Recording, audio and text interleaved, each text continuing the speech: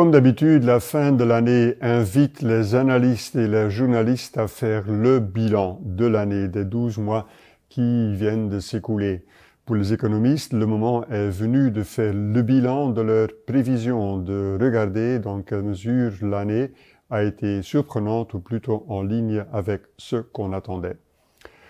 Lorsqu'on regarde 2023, ça a été une année qui, dans une certaine mesure, a été conforme aux attentes, mais qui, au global, a quand même été une année particulièrement surprenante jusqu'à la fin.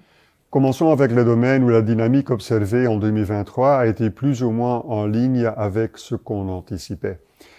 Premier élément, c'est la baisse de l'inflation. Elle a été très importante grâce à des effets de base favorables qui ont joué. En fait, c'est à mettre en rapport avec la baisse des prix de l'énergie. Mais en outre, on a également constaté une baisse de l'inflation sous-jacente. Donc, lorsqu'on exclut l'effet prix de l'énergie et l'effet prix des produits alimentaires. Donc, de façon sous-jacente, l'inflation a également baissé.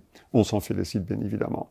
Deuxième facteur qui a joué, où en fait la dynamique a été en ligne avec les attentes, c'est la quasi-stagnation, la stagnation ou la très faible croissance qu'on a observée en zone euro, qui est le résultat de l'effet retardé du choc inflationniste en 2022 qui a pesé sur la structure de coûts des entreprises, sur le pouvoir d'achat des ménages, mais également, bien sûr, la hausse des taux d'intérêt suite au resserrement monétaire de la BCE.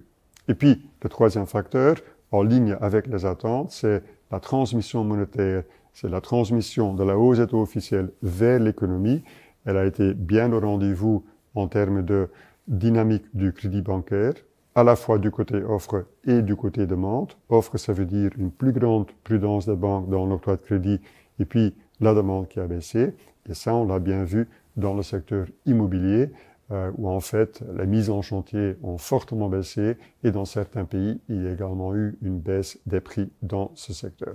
Parlons maintenant des surprises de 2023 où, il faut le dire, la liste est bien longue.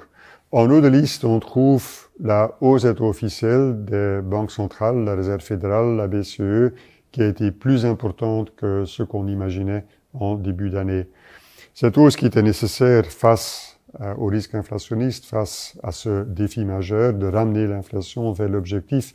Et cette hausse a par moments provoqué des soubresauts dans le marché obligataire. On pense notamment au mois d'été, et en particulier le mois de septembre, où le 10 ans US a frôlé les 5%. Une dynamique à la hausse qui a eu un impact très important dans les marchés obligataires partout dans le monde. Il n'empêche que les investisseurs dans des actifs risqués comme les actions ont gardé leur sang-froid. Ces investisseurs l'ont également fait face à la hausse du risque géopolitique au Moyen-Orient. Mais lorsqu'on regarde les développements économiques, cet appétit pour le risque des investisseurs actions, qui est donc resté élevé, il est à mettre en rapport avec cette résilience étonnante de la croissance américaine, de l'économie américaine, face au renchérissement des conditions de financement. La croissance de l'activité est restée très dynamique, en partie parce que les consommateurs ont puisé dans leur épargne accumulée pendant le Covid. Un autre élément qui a joué pour soutenir l'appétit pour les investisseurs, à la fois aux US qu'en zone euro, c'est la résilience étonnante du marché du travail. Et puis, dernier élément, c'est que plus le taux montait, plus l'espoir se manifestait que, on se rapproche du pic cyclique des taux officiels. Finalement, l'année 2023 aura été surprenante jusqu'à la fin. La récente accélération de la baisse de l'inflation et surtout le changement de ton, de discours de certains banquiers centraux ont conduit à une modification profonde des anticipations des marchés financiers quant au début de l'assouplissement monétaire. Les marchés s'attendent maintenant à ce que la première baisse des taux officiels aux États-Unis intervient au printemps 2024, ce qui nous semble un scénario tout à fait réaliste.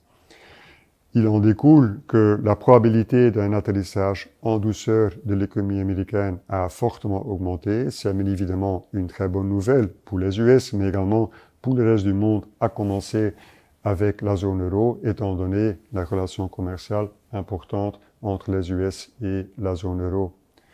La zone euro qui devrait d'ailleurs également, sur le plan cyclique, bénéficier d'une perspective de baisse de l'inflation qui continue, mais qui ouvre là encore la voie à un début d'assouplissement monétaire qui, selon les marchés, devrait intervenir au printemps, et c'est une vue que nous partageons.